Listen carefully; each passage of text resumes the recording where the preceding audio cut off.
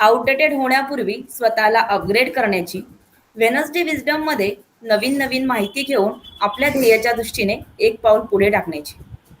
पण ही माहिती नेहमी बिझनेस बद्दलच असली पाहिजे याची आवश्यकता नाही. आज आपण एक खूप नवीन विषय घेऊन आलो आहोत, तो म्हणजे इनर हॅपीनेस आणि आतला आनंद. आणि हे आपल्याला सांगण्यासाठी आपल्यासोबत आहेत डॉक्टर कल्याणी पाटील. नमस्कार मॅडम. मी नमस्कार वैशाली वैशाली. गराडकर, जागो उमनिया ची संस्थापिका. आज जागो उमनिया या प्लॅटफॉर्मवर तुमचं स्वागत करते. डॉक्टर कल्याणी पाटील ह्या अथर्व हेल्थ सोल्युशन्सच्या फाउंडर आहेत आणि गेली 15 वर्ष त्या होमिओपॅथीच्या प्रॅक्टिस करत आहेत.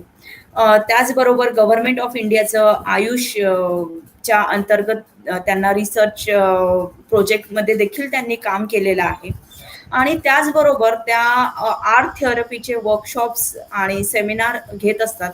आणि त्यांनी त्यांच्या आयुष्यामध्ये बऱ्याच लोकांना एक आनंदी सुखी आयुष्य कसं जगायचं आणि आपला आतला आनंद कसा मिळवायचा यावर मार्गदर्शन केलेलं आहे.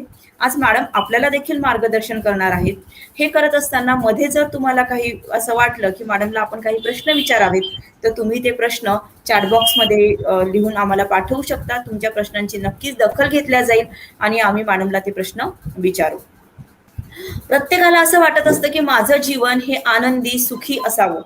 लहानपणापासूनच, म्हणजे माझ्या बाबतीत तरी लहानपणापासूनच ज्यावेळी आम्ही मंदिरात जायचो ना, त्यावेळी आमची आजी आम्हाला सांगायची देवाला नमस्कार करताना, देवाला सांग सुखी ठेव आनंदी ठेव. म्हणजे तेव्हापासून एक मनामध्ये आहे की आपल्याला सुखी आणि आनंदी व्हायचंय. प्रत्येकाला असं वाटत असतं की माझंही आयुष्य हे सुखी आणि आनंदी असलं पाहिजे आणि त्यासाठीच आपण धडपडत असतो. परंतु बरेचदा ना अचानक मध्ये काहीतरी दुःख येतं आणि आपल्याला असं वाटतं की अरे आपण किती दुःखी आहोत. मॅडम तुम्हाला एक छोटासा प्रश्न, पहिला ह्याच प्रश्नापासून आपण सुरुवात करूया की आपण दुःखी नक्की कशामुळे होतो? सर्वप्रथम वैशाली मॅडम थँक्यू. तुम्ही खूप छान इंट्रोडक्शन दिलं माझं आणि सगळ्या प्रेक्षकांनाही माझ्या मनापासून नमस्कार. मॅडम जसं म्हणाल्या की आनंदी राहणं सगळ्यांनाच आवडतं. इव्हन आनंदी माणसं जर आपल्या अवतीभोवती असतील तर आपल्याला एक वेगळी एनर्जी त्यांच्यामध्ये जाणवते, एक वेगळा ऑरा जाणवतो आणि आपल्याला स्वतःला उत्साही वाटतं आणि आपल्याला वाटतं आपणही आनंदी राहावं त्या आनंदी माणसांसारखं. पण मग आनंदी माणसं ही सतत आनंदी कशी काय असतात? त्यांच्या आयुष्यात काही प्रॉब्लेम नसतात का? किंवा मॅडम म्हणाल्या तसं की कधी कधी एखादा प्रॉब्लेम येतो आणि मग आपला हा आनंदाचा जे वर गेलेला असतो ग्राफ तो असा खाली येऊन जातो. तर मग नक्की दुःख कशामुळे होतं आपल्याला, की काय कारण आहे? जसं मॅडमनी विचारलं की काय होतं, तर कसं आहे ना, आपण नेहमी असं हे करत असतो की मला आनंदीच राहायचंय किंवा दुःख आलं की आपल्याला ते नको वाटतं. आता मी बेसिकली मॅडम म्हणाले तसं होमिओपॅथिक प्रॅक्टिशनर आहे, त्यामुळे मला पेशंटशी खूप इंटरॅक्शन करायला लागते, खूप बोलायला लागतं आणि त्यातून मला त्यांच्या आयुष्यातले प्रसंग त्याचा अभ्यास करून मग मी माझं औषध देते. तर हे करत असताना असं माझ्या लक्षात आलं की आपण सगळेच आहे ना, आपल्याला आवडते एखादी गोष्ट म्हणून आपण ती करतो असं नसतं. बऱ्याचदा काय होतं ना की, आणि हे बायकांच्या बाबतीत विशेषतः होतं. आपला जागो वुमेनियाचा प्लॅटफॉर्म म्हणून मी स्पेसिफिकली बायकांसाठीचे मुद्दे याच्यामध्ये प्रकर्षाने मांडेल की बायका काय करतात, नाही यांना हे आवडतं ना मग मी असं करेन, ते काय म्हणतील मग मी असं करेन, मग माझ्या मुलाला हे जरा असं केलं तर आवडेल मग राहू दे. असं करत काय करतात ना बायका, की दुसऱ्याला काय आवडेल ना त्याप्रमाणेच त्या काही ना काहीतरी करत, म्हणजे त्यांच्या प्रत्येक कृतीच्या मागे ना हेच असतं. आणि मग अल्टिमेटली होतं काय, की तुम्ही स्वतः जेव्हा तुमच्या आनंदाची काळजी घेत नाहीये, तुम्ही नेहमी दुसऱ्यांना आनंदी वाटावं म्हणून काहीतरी करताय, पण स्वतःच्या आनंदाकडे तितकंसं लक्ष नाही देत आहे. मग अल्टिमेटली तुम्ही लाईफला काय नाव देता, की आयुष्य म्हणजे काय, शेवटी कॉम्प्रोमाइज असतं, कोणाला तरी कॉम्प्रोमाइज करायलाच लागतं. मग ह्याच विचारसरणीमध्ये तुम्ही पडता आणि मग शेवटी तुम्हाला काय वाटतं, की मग दुःखीच वाटतं. कारण सगळं काही छान छान चालू असलं ना, सगळे सुखी असतात कारण तुम्ही सगळ्यांच्या सुखाची काळजी घेत असता, पण तुम्ही मात्र हे सगळं करता करता कुठेतरी दुःखीच राहत असता. कारण लहानपणापासून सांगितलं, मॅडम म्हणाल्या की देवळात गेल्यावर आपल्याला असं सांगायचे की सुखात ठेव आनंदात ठेव, पण जेव्हा लग्न होतं ना त्यावेळेला किंवा मुलगी वयात यायला लागली की मग कसं सांगितलं जातं की तू घरच्यांची काळजी घे, त्यांची मनं जप. आणि मग कुठेतरी आपण आपला आनंद कॉम्प्रोमाइजच करायला शिकतो, कारण आपल्याला जगायचं कसं हे शिकवलं जातं, पण आनंदी राहून आनंदी जगायला पाहिजे हे कुठेतरी मागे पडत जातं आणि मग दुःख यायला लागतं प्रत्येक गोष्टीमध्ये, सगळं काही छान छान चालू असताना पण. अगदी बरोबर आहे. म्हणजे बरं मी आता तुम्ही जसं मेन्शन केलं, की सासरच्यांना सुखी ठेव, सासरच्यांना आनंदी ठेव. हो, हे पण एक वाक्य त्याबरोबर शिकवलं जातं. हो. आणि हे करत असताना इतके कॉम्प्रोमाइजेस केले जातात आणि मग कधीतरी निवांत बसलेले असताना ते सगळे कॉम्प्रोमाइज आठवतात आणि मग आपल्याला आतूनच दुःखी वाटायला लागतं, की अरे मी तर हो, माझ्या लाईफमध्ये काही केलंच नाही. हो, म्हणजे अगदी जेवणापासून कधी आपल्या आवडीचं आपण कधी जेवण बनवून आपण कधी जेवलोच नाही किंवा आपण स्वतः असं तृप्तीचा ढेकर आपल्या आनंदाचं जेवण करून केलाच नाही. अशा बऱ्याच गोष्टी आठवायला लागतात आणि मग दुःख यायला लागतं आणि मग एक आयुष्यामध्ये कुठेतरी पोकळी निर्माण होते आणि मग असं वाटायला लागतं की अरे आता पुढे काय. हे सगळं करत असताना ना आपले बिलीफ आणि आपल्या थिंकिंग प्रोसेस ह्याचा खूप येस. परिणाम त्यावर होत असतो. हो. आपली जशी थिंकिंग प्रोसेस असेल ना त्या पद्धतीने आपलं आयुष्य घडत जातं असं म्हणतात. तर आनंदी राहण्यासाठी पॉझिटिव्ह थिंकिंगचा कशा पद्धतीने उपयोग होऊ शकतो? ओके. अ, तुम्ही म्हणताय ते बरोबर आहे, की मग आनंदी राहण्यासाठी आपण पॉझिटिव्ह किंवा सकारात्मकच विचारसरणी आपली असायला हवी का?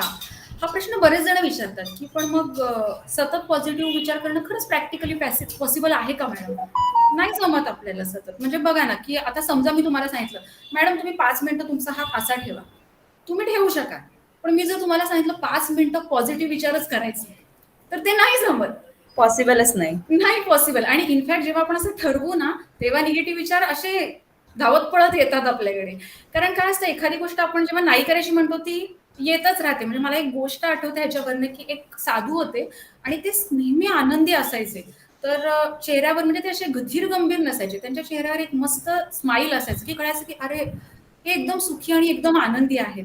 तर तिथल्या ज्या पंचक्रोशीमध्ये हे खूप फेमस झालं होतं, की हे साधू म्हणजे खूप आनंदी आहेत. म्हणजे ह्यांच्याकडे काहीतरी गुपित आहे आनंदाचं. आणि मग त्या गावामध्ये एक श्रीमंत माणूस होता. तर त्याला काही ना काहीतरी टेन्शन असायचं. तर त्याने विचार केला, की आता मी या गुरुजींकडे जाणार आणि ह्यांच्याकडनं काय मंत्र आहे तो घेणार. म्हणजे मी पण आनंदी होणार. आणि मग तो त्यांच्याकडे जातो आणि तो त्यांना म्हणतो, की ते आपले त्यांच्या समाधीत असतात मस्त स्माइलिंग फेस. पण मग हा म्हणतो, "मला तो मंत्र द्या." "कुठचा मंत्र?" "आनंदी राहण्याचा मंत्र, जो तुमच्याकडे आहे." आणि त्या साधूंना तसं काही का माझ्याकडे कुठचा मंत्र नाहीये. पण मग हा खूपच नाही, जोपर्यंत तुम्ही मला सांगत नाही ना, मी इथून जाणारच नाही. आणि मग हे बघतात, की जाऊ दे आपण दुर्लक्ष केलं, की हा जाईल. पण नाही संध्याकाळ होत आली तरी हा मात्र बसलेलाच आहे. मग शेवटी ते काय म्हणतात माहिती का त्याला? ते म्हणतात, की "हे बघ, आता मी तुला एक मंत्र देतो." आणि एक ते छोटासा मंत्र देतात आणि मग ते म्हणतात, "फक्त हा मंत्र ना तू रोज 108 वेळा म्हणायचा असं 108 दिवस." फक्त एकच अट आहे, की हे बोलत असताना तुझ्या मनामध्ये तू माकडाचा विचार नाही आणायचा. एवढंच.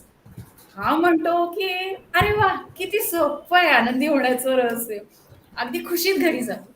नेक्स्ट डे जेव्हा तो बसतो अंघोळ-बिंघोळ करून आणि तो म्हणतो, "माकडं तर माझ्या आजूबाजूला आहेत म्हणजे मला काही तसा प्रॉब्लेमच नाही." असं तो त्या गुरुजींना सांगून आलेला असतो. पण जेव्हा तो बसतो ना, अचानक त्याला माकडं काय करतात? माकडं कशी उड्या मारतात? जवळपास माकड आहे का? हे विचार यायला लागतात. मग तो दिवस फुकट गेला. परत बसतो, परत तसंच. म्हणजे इतकं त्याला माकडाचेच विचार यायला लागतात आणि मग शेवटी तो फ्रस्ट्रेट होतो, की आता मी काय करू? आणि तो परत गुरुजींकडे जातो. आणि मग ते त्याला समजावतात, की "हे बघ असं नसतं, की आनंदी राहणं म्हणजे हे नाहीये. आता मी तुला जेव्हा सांगितलं असं नको करू. याच्या आधी कधी माकडांचे विचार केले होतेस का?" म्हणतो, की "नाही." म्हटलं, "मग हे असं असतं, की आपण एखादी गोष्ट जेव्हा असं करायचं म्हणतो ना, तर त्यावेळेला हे विचार येत राहतात किंवा दुःख हे ते येत राहणार आहे. पण आपण ते ॲक्सेप्ट करायचं. मग असं होत नाही." तर सांगायचा मुद्दा हा आहे माझा, की आपण पॉझिटिव्ह गोष्टी असं ठरवू ना, पॉझिटिव्ह थिंकिंग करायचं, तर ते तसं नाही जमत आपल्याला. पॉझिटिव्ह कृती आपण करू शकतो. तर त्याच्यामुळे आणि जनरली आपण आहे ना लोकं काय सांगतात, याच्यापेक्षा लोकं काय करतात, हे आपल्याला जमतं फॉलो करायला. मोस्टली आपण तसंच करत असतो. तर ते जास्त महत्वाचं आहे, असं मी सांगेन. कारण आपल्या मनामध्ये इतके विचार येत असतात ना, म्हणजे जवळपास 50,000 विचार दिवसभरामध्ये आपल्या मनात येऊन जात असतील. त्यातले फक्त 10,000 पॉझिटिव्ह असतात. बाकी सगळे निगेटिव्ह किंवा चुकीचे किंवा वाईट असेच असतात. तर विचारांवर फक्त फोकस करण्यापेक्षा आपण कृतीवर फोकस करायला हवं. करेक्ट आहे आणि आपण ह्युमन बिईंग आहोत. अप अँड हो, डाऊन्स लाईफमध्ये सुरूच असतात. हो. आपण ते म्हणतात ना स्ट्रेट लाईन म्हणजे संपलं. संपलं. ॲक्चुअली ई-सी-जीची म्हणून स्ट्रेट लाईफ लाईन म्हणजे संपलं. संपलं. आयुष्य म्हणजे हे अप अँड डाऊन्स यायलाच पाहिजेत आणि हो, प्रत्येक गोष्टीचा एक्सपिरियन्स तुम्ही घ्यायला पाहिजे. हो. आणि हे करत असताना आपल्या लाईफवर फोकस करणं हे खूप महत्वाचं आहे. बरेचदा काय होतं, की आपण दुसऱ्याकडे बघतो, की अरे हम्म. त्याच्याकडे ते आहे, माझ्याकडे नाहीये. हो हे बघून पण बरेच लोक दुःखी होतात. हो हो सो त्यापेक्षा माझ्याकडे जे आहे, आज बरीच लोक त्यांच्याकडे ते पण नाहीये आणि हो. त्या लोकांसाठी असं लाईफ पण ड्रीम लाईफ आहे जे हो. आपण जगतोय. हा विचार आपण ऍक्च्युली. बरेचदा मनातच आणत नाही. हा हो विचार देखील मनात आणणं गरजेचं आहे. हो आणि त्याचबरोबर आणखी एक महत्वाची गोष्ट म्हणजे ना, आपण आपल्या आयुष्यामध्ये काहीतरी गोल ठरवणं आणि त्या ऍक्च्युली. हो दृष्टीने जर आपले विचार जर आपण केलेत ना, तर हो आपले विचार एक गोल ओरिएंटेड होतात आणि आपण त्या दृष्टीने पुढे जायला लागतो. हो जर आपल्या आयुष्यामध्ये काही ध्येय नसतील आणि आपण आज इट इज आला दिवस घालवतोय असं जर हम्म. केलं ना, तर आयुष्यामध्ये दुःख निर्माण होण्याचे कारणच जास्त असतात आणि हो तशा सिच्युएशन पण येत येत असतात. म्हणून आपण जागो वुमन याच्या प्लॅटफॉर्मवर नेहमी सांगत असतो, आउटडेटेड होण्यापूर्वी अपग्रेड करा, नवीन नवीन टेक्नॉलॉजी शिका. प्रत्येक प्लॅटफॉर्म हा युजर फ्रेंडली बनवलेला असतो, फक्त तो आपण वापरायला घाबरतो. तो ऍक्च्युली. बिंदास वापरा, शिका. त्यासाठी आपली जागो वुमन याची टीम नेहमीच सर्वांसोबत आहे. आता मॅडमनी आपल्याला खूप छान आनंदी होण्याबद्दल आपल्याला मॅडम खूप छान टिप्स देत आहेत. आता मॅडम एक महत्वाचा प्रश्न असा आहे, की हम्म. आनंदी राहणं. आता तुम्ही जशी ती माकडाची हो गोष्ट सांगितली, की जो हो विचार मनात यायला नकोय, हो नेमका तोच विचार येतो. हो कारण बरेचदा ना आपल्याला कोणी काय करावं हे सांगत नाही, काय करू नको हे पहिले सांगतात. ऍक्च्युली. त्यामुळे ते विचार फार पटकन मनामध्ये हो येतात. हो म्हणून आनंदी राहण्यासाठी अशी काही स्ट्रॅटेजी आहे का, की ती स्ट्रॅटेजी हो वापरली की आम्ही सगळेजण मस्त आनंदी होऊ? हो. स्ट्रॅटेजीकडे येण्यापूर्वीच आता तुम्ही बोलता बोलता ओघाने विषय आलाच आहे, तर मी सांगते की आपण माणसं आहोत ना, आपलं विचार कसे असतात म्हणजे ना, आपण समजा एखादं काम केलं, खूप मनापासून केलं आणि आपल्याला खूप असं वाटतं की आता लोकांनी वाहवा करावी आणि आपल्याला त्याला एक कॉम्प्लिमेंट मिळाली आणि एक कमेंट आली निगेटिव्ह, तर त्या दोन गोष्टी एकमेकाला न्यूट्रलाइज नाही करत. आपल्याला जरी एक कॉम्प्लिमेंट, समजा आपल्याला 5 कॉम्प्लिमेंट आल्या आणि एक निगेटिव्ह कमेंट आली, तरीही त्या 5 पॉझिटिव्ह कमेंटपेक्षा ती एक जी निगेटिव्ह कमेंट आलेली असते ना, ती आपल्याला खूप टोचते आणि आपण त्याचा जास्त विचार करत राहतो. कारण आपलं माइंडच असं ट्रेन झालेलं असतं ना, की कोणी काही बोलायलाच नको, कोणी चूक काढायलाच नको. माझी चूक कशी काय काढली? माझ्याकडनं असं झालंच कसं काय? म्हणजे हा मी जो आहे ना, तो आपला खूप येतो वर आणि मग म्हणजे हरकत नाही, आपण माणसं, चूक होऊ शकते. असं का होत राहतं आपलं, की आपण निगेटिव्ह गोष्टीमुळे आपण खूप अफेक्ट होत राहतो. पॉझिटिव्ह गोष्टी, आता एखादा आपल्याला सक्सेस मिळाला ना, तर त्याची धुंदी किंवा एखादा सेटबॅक आला आपल्या करिअरमध्ये, तर त्या अपयशामुळे आलेलं जे फ्रस्ट्रेशन आहे, तर आपण जर बघितलं ना, तर हे फ्रस्ट्रेशन आपल्याला खूप जास्त त्रास देतं. म्हणजे काही काही माणसांची आयुष्य पण उद्ध्वस्त होतात. कारण काय माहितीये का, आपण लहान असल्यापासून आहे ना, आपल्याला पर्सनल हायजीन शिकवलं जातं, आपल्याला डेंटल हायजीन शिकवलं जातं, अगदी फर्स्ट एड आपल्या घरातल्या 5 वर्षाच्या मुलाला पण जर काही लागलं ना, तर काय प्रथमोपचार असतात ते माहिती असतात. पण इमोशनल हायजीन म्हणजे ही संकल्पनाच, इमोशनल हायजीन हा वर्ड पण बऱ्याच जणांना माहिती नसतो, की आपण हायजीन म्हणजे काय, आजारी पडण्याच्या आधी घ्यायची काळजी. इमोशनल हायजीन जर आपण मेंटेन केलं ना, तर मग आपण अफेक्ट होण्याच्या आधीच आपल्याला माहिती आहे असं झालं तर काय होऊ शकतं, हे जर आपल्याला कळलं ना, तर आपण ती काळजी घेऊ शकतो. तर त्या दृष्टीने मी तुम्हाला एक महत्वाच्या काही गोष्टी आहेत, की आपले रिलेशनशिप जे आहेत जवळचे, ते खूप हेल्दी असायला पाहिजे आपल्या फ्रेंड्स बरोबर, आपल्या नातेवाईकांबरोबर. पण मग तुम्ही म्हणाल नातेवाईकांबरोबरच तर बऱ्याचदा प्रॉब्लेम येतो. करेक्ट आहे. आणि मॅडम म्हणतात ही कसली स्ट्रॅटेजी. आणि करेक्ट विषय आहे. सुरू होतो. आणि तर त्याच्यासाठी काय आहे ना, जसं मी पहिले पण सांगितलं, की आपण स्वतःला प्रायोरिटी देत नाही, आपण सगळ्यांवर प्रेम करतो, स्वतःवर प्रेम करत नाही. हे खूप महत्वाचं आहे. कुठल्याही याच्यामध्ये आपण आपण स्वतःवर प्रेम करायचं. आपण जसे आहोत तसे छान आहोत. स्वतःला ॲक्सेप्ट करायचं. आणि जसं तुम्ही विचारलं, की काही स्ट्रॅटेजी आहे का?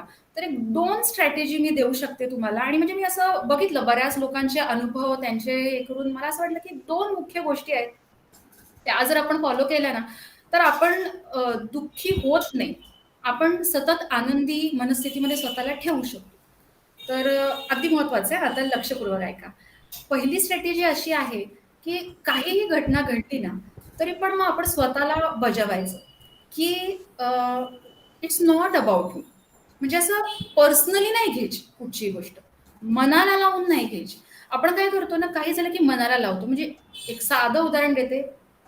समजा आपण नवीनच गाडी शिकलेलो आहोत, आपण ड्रायव्हिंग करत चाललो तर आपण स्लो चालवतोय आणि आपला मागचा ड्रायव्हर जोर जोरात हॉर्न वाजवतोय. आपल्याला लगेच दडपण येतं. अरे बापरे! मला गाडी चालवताच येत नाही. उगाचच मी या ट्रॅफिकच्या वेळेला गाडी बाहेर काढली. हं. किंवा मग असं असू शकतं, की आपण एका मैत्रिणीला फोन केला, की "ए, आज आपण दोघी जणी जरा मूव्हीला जाऊया ना" किंवा "आज आपण हॉटेलमध्ये जाऊया." आणि ती बोलली, "नाही गं, मला आज नाही जमणार." आणि नेमकं नेक्स्ट डे आपण बघतो तिच्या एफबीला, की तिने दुसऱ्या एका मैत्रिणीबरोबर तिचा फोटो टाकलेला असतो. मग आपल्याला होतं, मलाच असं बोलली. माझं कुठे काय चुकलं? मी हिला किती मदत केली, पण ही माझ्याशी असं वागली. किंवा मग काय होतं, की कधी-कधी आपण समजा आपण प्रोफेशनल आहोत. आपण अपॉइंटमेंट दिली, आपण त्याच्यासाठी बऱ्याचशा ॲडजस्टमेंट केल्यात आणि समोरची व्यक्ती ती अपॉइंटमेंट कॅन्सल करते. अरे, माझ्या वेळेचा काही इम्पोर्टन्सच नाही. असे विचार पहिले आपल्या मनात येतात. तर कारण आपण या सगळ्या गोष्टी पर्सनली घेतो. तर प्रत्येक गोष्ट पर्सनली घेण्याची गरज नसते. की काय असू शकतं, की समजा ती जी मैत्रीण आहे, तिने ऑलरेडी त्या दुसऱ्या मैत्रिणीशी सांगून ठेवलं असेल, की आपण दोघी इथे-इथे जाणार आहोत आणि म्हणून ती तुम्हाला नाही बोलली असेल, गडबडीत असेल, सगळं एक्सप्लेन करायचं राहून गेलं असेल. किंवा तो जो मागचा ड्रायव्हर आहे, जो जोरजोरात हॉर्न वाजवतो आहे, त्याला खरोखरच कुठेतरी अर्जंटली जायचं असेल किंवा तो अगदीच इम्पेशंट असेल, त्यामुळे त्याला नाही थांबायला जमत आहे, असं असू शकेल. हा त्याचा प्रॉब्लेम आहे, आपला प्रॉब्लेम नाहीये.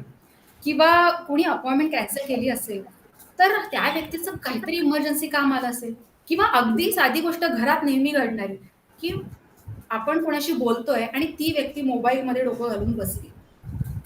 किंवा मी बोलते आणि तरी पण कुठचा तरी फोन आला आणि तो घेतला. अरे, मी बोलते महत्वाचं आणि असं कसं काय?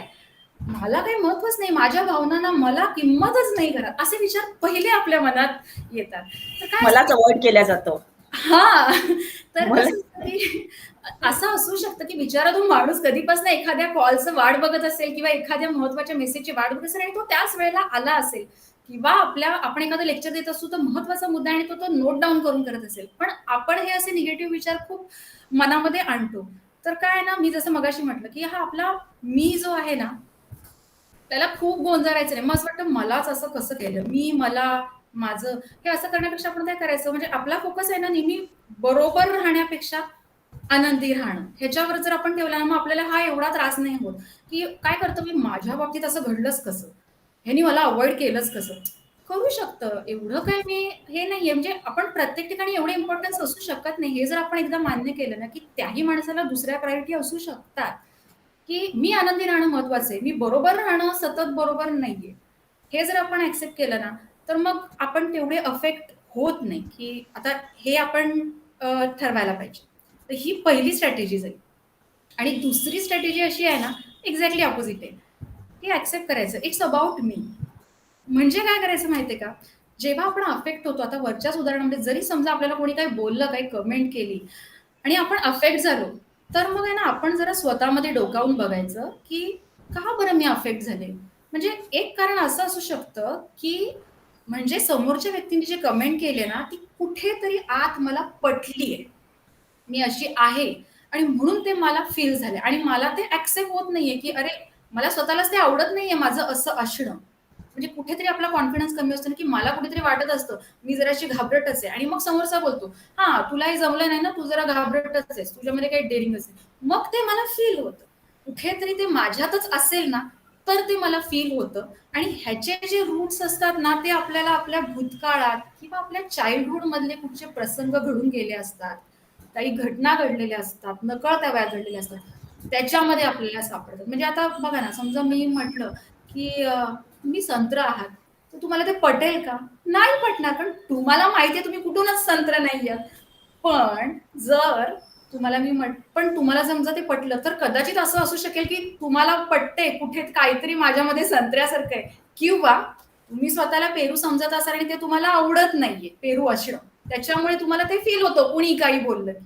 अगदी फनी एक्झाम्पल दिलंय मी. पण थोडक्यात म्हणजे असं आहे, की पण मग असं झालं तर काय करायचं? असं झालं ना, तर मग काय करायचं? आपण जरा स्वतःशी खूप प्रेमाने बोलायचं. जसं आपण काय ना, आपल्या फ्रेंडला काय झालं ना, आपण खूप प्रेमाने समजावतो. स्वतःला काय झालं ना, स्वतःवर पहिले चिडतो आपण. तसं नाही करायचं. ॲक्सेप्ट करायचं, की मला असं होतंय आणि मग आपली जवळची एखादी व्यक्ती असेल, फ्रेंड्स असतील, बहीण असेल, अजून कोणी असेल, त्यांच्याशी आपण हे शेअर करायचं, की असं-असं जर कोणी बोललं ना, तर मला खूप फील होतं. काय करू मी? पण त्याच्यामध्ये एक महत्वाची गोष्ट आहे, कोणाला ब्लेम करायचं नाही. ते माझ्या लहानपणी असं झालं होतं ना, त्यांनी मला तशी वागणूक दिली होती ना, तेव्हापासनं माझं असंच झालेलं आहे. मला त्यांनी लहानपणापासून असंच वाढवून मोठं केलं, असंच सांगून मोठं केलं, की तू असंच करायचं आणि म्हणून माझी विचारसरणी अशी बनली आहे, की मी अफेक्ट होते. माझ्या आईचाही स्वभाव असाच आहे. कोणी काही बोललं, की तिला लगेच रडू येतं आणि म्हणून मी पण अशीच आहे. असा ब्लेम कोणाला करायचं नाही. जेव्हा आपण कोणालाच ब्लेम करत नाही आणि आपण जेव्हा समोरच्याला सांगतो ना, की असं-असं होतंय, काय करू? तर चान्सेस जास्त असे असतात, की समोरचा माणूस आपल्याला ॲक्सेप्ट करतो, आपल्या भावनांना स्वीकारतो आणि आपल्याविषयी त्या व्यक्तीला काळजी वाटते आणि मग त्यातून तो आपल्याला कसं बाहेर पडायचं, याविषयी मार्गदर्शन देऊ शकतो. तर या 2 स्ट्रॅटेजी जर अप्लाय केल्या, तर बऱ्यापैकी फरक येऊ शकतो. करेक्ट आहे. खूप छान आणि सोप्या शब्दामध्ये तुम्ही सांगितलं. सेल्फ ॲक्सेप्टन्स आणि सेल्फ लव्ह. स्वतःवर प्रेम करणं आणि स्वतः आपण जसे आहोत तसं स्वतःला स्वीकारणं. ह्या 2 गोष्टी खूप महत्त्वाच्या आहेत आणि त्या तुम्ही अगदी सोप्या भाषेमध्ये आम्हाला करून सांगितल्यात. पण आयुष्यामध्ये कशाला रोजच्याच आपल्या डेली रूटीनमध्ये असे काही एक क्षण असा असतो ना, की ज्यावेळी आपण एकदम चिडतो किंवा एकदम ओरडतो किंवा तो क्षण असतो म्हणजे आणि 5 मिनिटानंतर आपण ते नॉर्मलला पण होतो. ह्या घटना बरेचदा आयुष्यामध्ये घडत असतात आणि त्या काही ठरवून झालेल्या नसतात, त्या अगदी असतात. स्पॉन्टेनियस झालेल्या असतात. हो, म्हणजे अगदी घाईची वेळ आहे आणि शर्टचं बटन तुटलं, हं, तो शर्ट घालून जायचंय मीटिंगला, हो, अगदी घाईची वेळ आहे, शर्टवर चहा सांडला. अशा हं. अनेक प्रसंग असतात की ते घडतात आणि त्यामुळे मग चिडचिड होते, गोंधळ होतो आणि हे वाढतं. म्हणून तुम्ही अजून काही अशा आम्हाला ऍक्टिव्हिटी सजेस्ट करू शकता का, की अशा ऍक्टिव्हिटी केल्याने आम्हाला फायदा होईल आणि अशा क्षणी सुद्धा त्या आम्हाला आठवतील आणि आम्ही आमचं आनंदाचं जे क्षण आहेत ते खूप चांगल्या पद्धतीने घालवू शकू. आमचा प्रत्येक क्षण हा आनंदी असेल. ओके. तुम्ही जसं म्हणालात ना, जेव्हा अचानक कारण काय ना बाहेरची सिच्युएशन त्याच्यावर आपला कंट्रोल नाहीये. अचानक शरचं बटन तुटलं, तर ते काय आपल्या हातात नाहीये, की ते आत्ताच तुटणार का?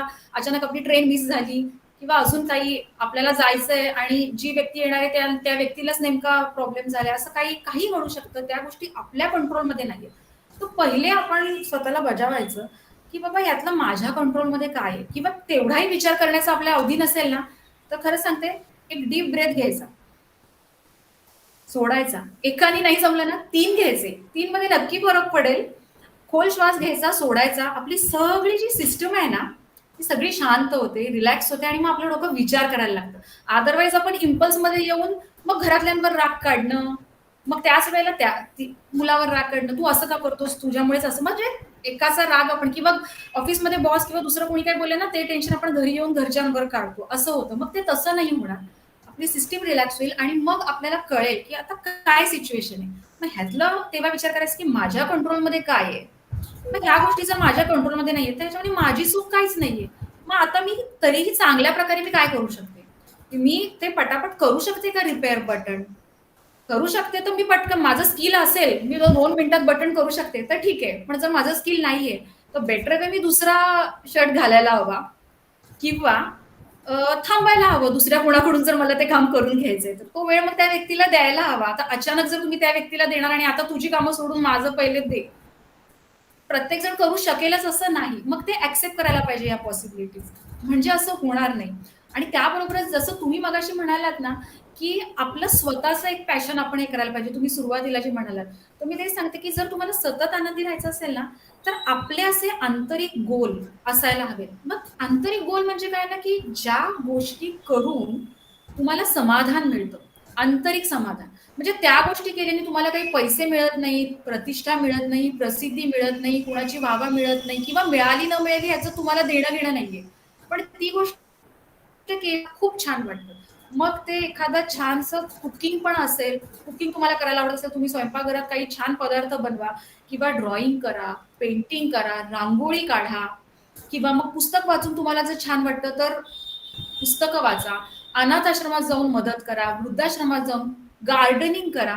तुमचा जो छंद, तो जर तुम्ही केलात ना, तर तुमचं मन हे सॅटिस्फाईड राहतं, कंटेंट राहतं आणि मग तुम्हाला बरं वाटतं.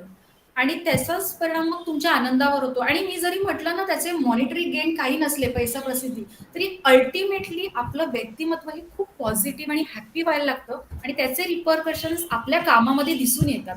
आणि अल्टिमेटली आपल्याला जी प्रतिष्ठा हवी, जो पैसा हवा, कामातलं प्रावीण्य हवं, त्या गोष्टी आपसुकच यायला लागतात. तर हे मी एक सजेस्ट करेन की असं जे काही पॅशन आहे तुमचं ते नक्की फॉलो करा. सेकंड थिंग, ग्रॅटिट्यूड म्हणजे कृतज्ञता, की आपल्याला जे मिळालंय त्याची किंमत करायला पाहिजे. म्हणजे आपण बऱ्याचदा ते नाही करत. म्हणजे जसं मॅडम म्हणाले की आपल्याकडे जे काही आहे ना ते बऱ्याच जणांकडे आज नाहीये. म्हणजे आपण हा छान कार्यक्रम आज अटेंड करतो आहोत, कोणाच्याकडे प्रॉब्लेम असेल, कोणाचं कोणीतरी खूप सिरियस असेल. आजचं पॅन्डेमिक मध्ये तर ही सिच्युएशन बऱ्याच जणांकडे आहे. बऱ्याच जणांना फायनान्शियल लॉस झाला आहे, हेल्थ रिलेटेड प्रॉब्लेम आहे, आपल्या डोक्यावर छप्पर आहे, आपल्या ताटात अन्न आहे. ही पण खूप मोठी गोष्ट आहे सध्याच्या, म्हणजे आता सध्याचं जे काही महापूर आणि पॅन्डेमिक ही जी काही सिच्युएशन चालू आहे त्याच्यामध्ये ही गोष्ट खूप मोठी आहे. आणि याच्यासाठी आपण कृतज्ञता बाळगायलाच हवी. म्हणजे मी माझे जे वर्कशॉप्स घेते ना त्यामध्ये मॅडम मी नेहमी सजेस्ट करते की तुम्ही सकाळी उठलात ना की पहिले समोरच्या दिसणाऱ्या 5 गोष्टींबद्दल देवाला थँक्यू म्हणा. तुम्हाला म्हणजे छान झोप लागली आहे किंवा तुम्हाला आज खूप उठल्यावर फ्रेश वाटतंय, काहीही असेल, थँक्यू म्हणा, झोपता नाही. आणि अजून एक ऍक्टिव्हिटी मी देते की म्हणजे अजून एक सांगेन की be in the moment, present मोमेंटमध्ये राहा. म्हणजे काय ना, आता जरी आपण हे लेक्चर बरेच जण अटेंड करत असले ना तरी त्यांच्या मनामध्ये इतर बरेच बरेच विचार चालू असणार आहेत. ही ह्युमन टेंडन्सी आहे. पण आपण बऱ्याचदा ना एकाच वेळेला अनेक गोष्टी करायला पण जातो. अल्टिमेटली ते करण्याचा आनंद आपल्याला मिळत नाही. म्हणजे आपल्या आवडीचा जरी पदार्थ आपल्या समोर आला तरी मग आपण त्याचा फोटो क्लिक करूया, मग तो खाता खाता सोशल मीडियावर लोड करूया किंवा मग टीव्ही बघता बघता खाऊया. म्हणजे तो जो आनंद आहे ना तो आपण घेत नाही.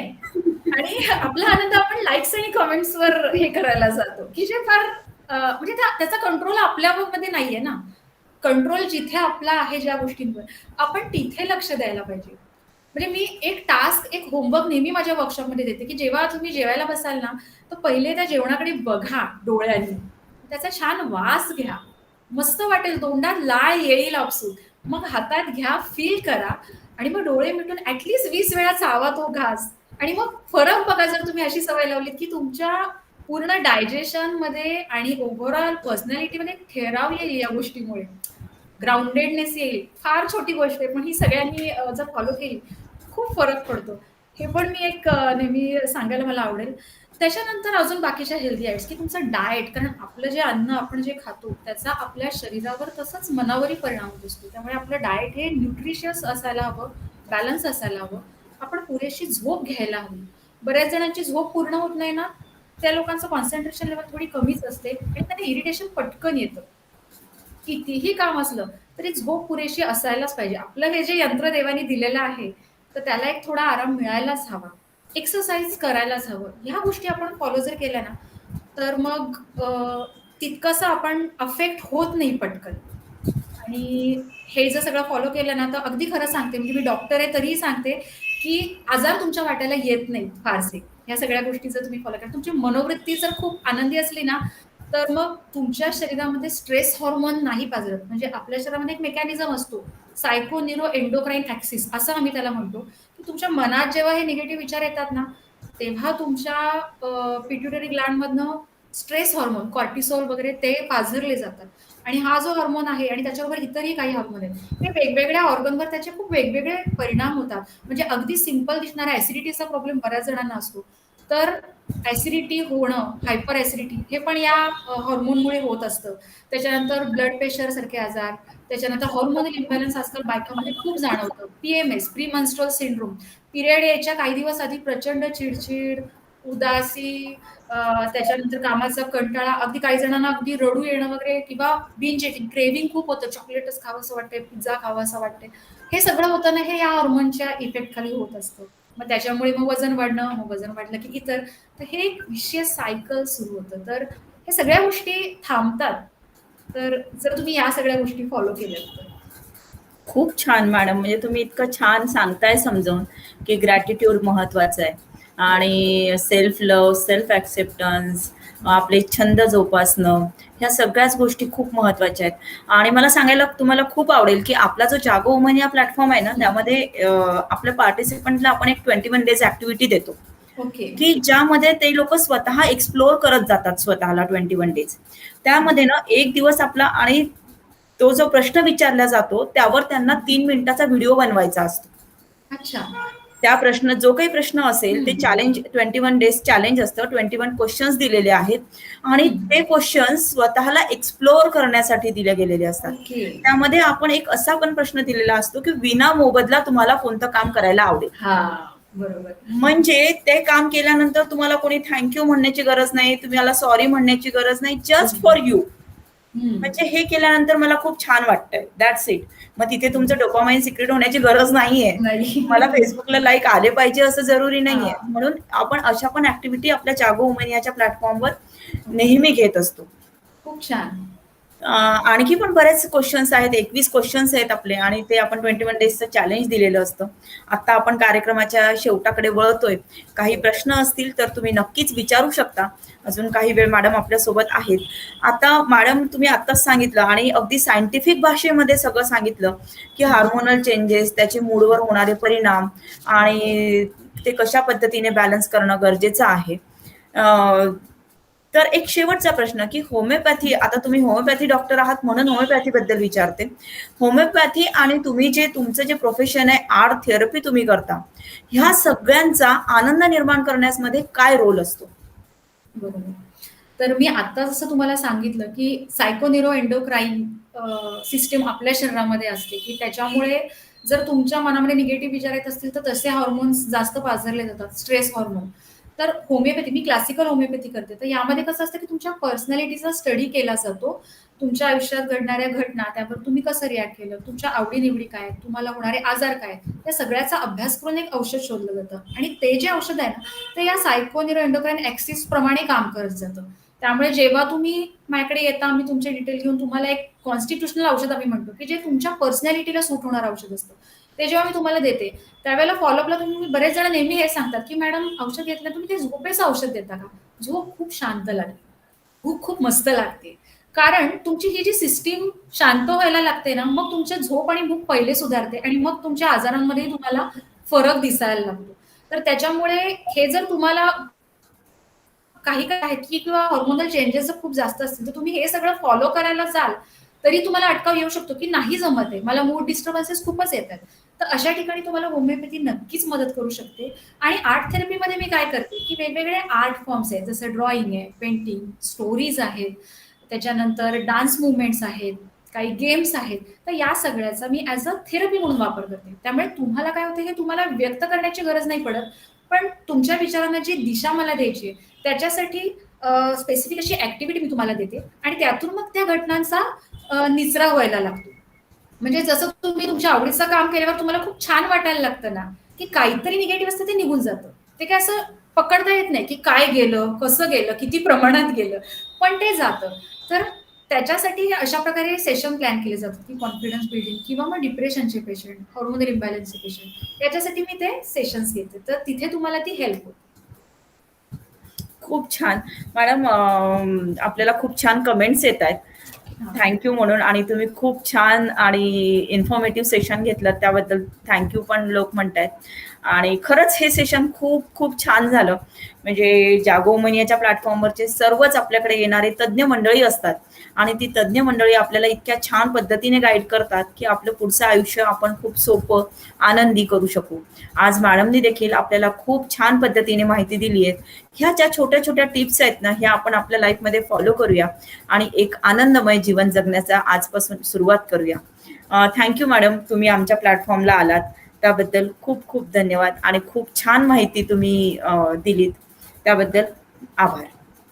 मलाही वैशाली मॅडम जागो हुमानियाच्या प्लॅटफॉर्मवर येऊन मलाही खूप छान वाटलं आणि तुम्ही ह्या ज्या ॲक्टिव्हिटी घेताय त्याबद्दल आणि हे जे तुम्ही सेशन एक्सप्लेन केलेत 21 दिवसाचे 21 टास्क आणि त्याचे व्हिडिओ बनवणं म्हणजे अ, हे खरंच खूप छान आहे. याच्यामधनं बायकांचं जे काही थिंकिंग आहे आणि ती ॲक्शन घेणं. फक्त विचार नाही करायचा आहे, त्याचं काहीतरी प्रोसेसिंग होणार आहे आणि मग तुम्ही व्हिडिओ बनवणार आहात. तर हे खूप छान प्रोसेस तुम्ही फॉलो करताय आणि ह्यातनं महिलांना खरंच खूप फायदा होत असणार याची मला नक्की गॅरंटी आहे. पण अधिकाधिक बायकांनी या सगळ्याचा फायदा घ्यायला हवा अशी माझी मनापासून इच्छा आहे. आणि पुन्हा एकदा मी तुमचे मनापासून आभार मानते आणि सगळ्या प्रेक्षकांचेही की हे खूप छान प्लॅटफॉर्म आहे आणि मलाही खूप चांगली संधी तुमच्याकडे मिळाली या प्लॅटफॉर्मवर येण्याची. Thank you very much. थँक्यू.